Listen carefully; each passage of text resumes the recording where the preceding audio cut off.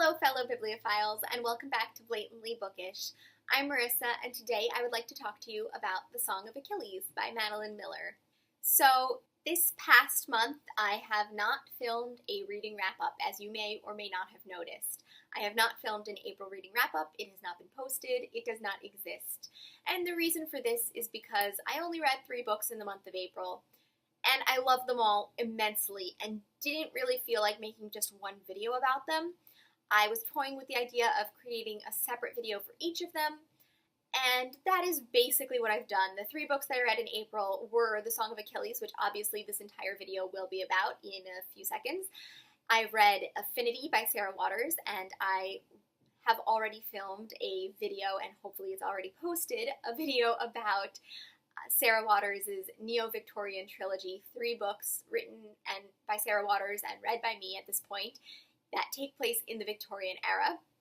And the 3rd book that I read was the 4th in the Harry Potter series. It's a reread for me. I don't feel the need to talk about it extensively, and will probably make a video about the experience of rereading the entire series of Harry Potter once I've finished. But right now I have just finished book 5, and like I said, I don't feel the need to talk about it at this time.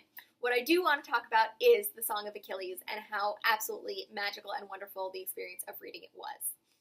Madeline Miller spent 10 years writing The Song of Achilles, and the Trojan War was 10 years long, and it's just so poetic. I am slightly obsessed with Madeline Miller. I heard her speak at a panel at the Brooklyn Book Festival this past summer, and I was completely blown away by her thoughts on the role of mythology in fiction. I decided to read her first book because I've heard some mixed reviews of Circe, which is her latest release. I just really respect her as a person, and I think that what she is doing, her mission to reinvent the classics and make them approachable, is so impressive. The Song of Achilles is about legacy and the price to pay for ensuring a reputation of fame and heroism. It's about Achilles and Patroclus' relationship, and Madeline Miller just brings this epic to life. There are a million characters, and you get the sense that each of them could have their own books just like this one. But in this book, she chooses to focus on Patroclus, and I suspect that his qualities and character are expounded upon in this book far more than in the original Homer version. It's a book as much about redeeming Patroclus as about exploring Achilles. And this book is also about Achilles. Like I said, it explores Achilles' struggle between mortality and godliness. It emphasizes how his birth and his prophecy influence who he is as a person and the actions he chooses to take. It expounds upon his motivations and his character. The title even touches upon this.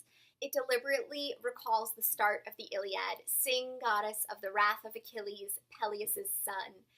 And no, I have not read the Homer, but I did come across this while researching various characters and myths and such as I was reading this book.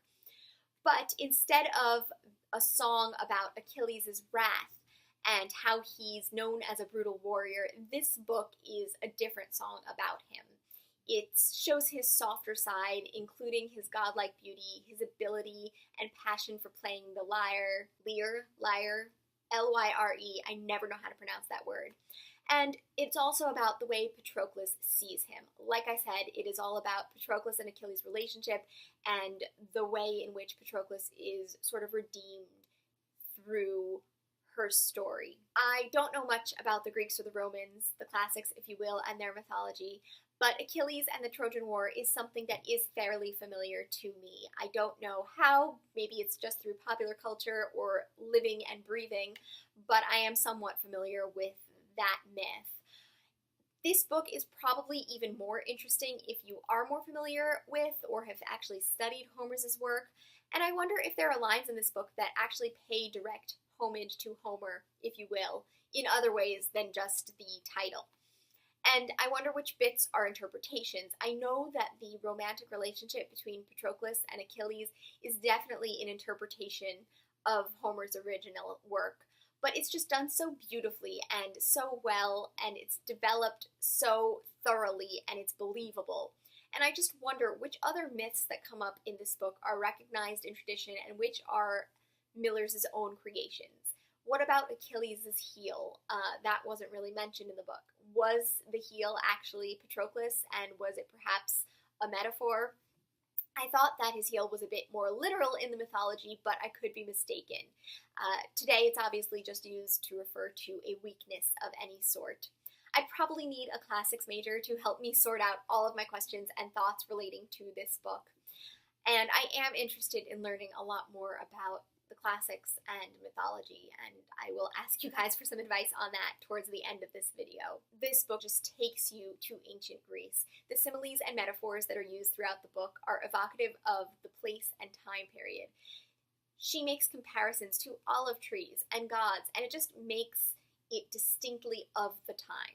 And I appreciate Madeline Miller's humor and lightness within the book. There's this one section where Odysseus is talking to Pyrrhus, who, for the record, I have never heard of before reading this book and doing a little research of my own. And Odysseus inclines his head and says, "True, but fame is a strange thing. Some men gain glory after they die, while others fade. What is admired in one generation is abhorred in another." He spread his broad hands. "We cannot say who will survive the holocaust of memory. Who knows," he smiles. "Perhaps one day even I will be famous, perhaps more famous than you." And like I said, it's just rather humorous that Odysseus is saying this when he's saying, "I'll be more famous than you, Pyrrhus," and he obviously is more famous than Pyrrhus. I've heard of Odysseus, and I have not heard of Pyrrhus, and I just find that incredibly funny and quirky, and shows just Madeline Miller's adeptness with this material and her ability to make light of it and make it approachable and relatable to everyone. So anyway, those are my thoughts on the Song of Achilles. Have you read this book? If so, what did you think of it? I thought it was absolutely brilliant, as you can tell. Definitely a 5-star read for me. I want to read Circe next, despite the mixed reviews, and I really do want to learn more about mythology and the Greeks and Romans.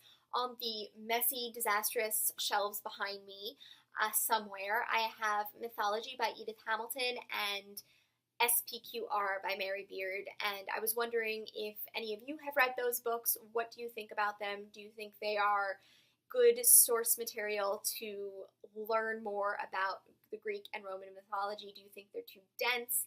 Do you think they're approachable? I'm looking for approachable material to learn about this subject matter, because while I was reading the Song of Achilles, I was entrenched in it. I kept looking up people's names and how they all related to each other, the different gods and goddesses, and I just got really interested in learning more about this. You know how sometimes you just get really entrenched in a topic and you just want to learn everything about that topic for a little bit?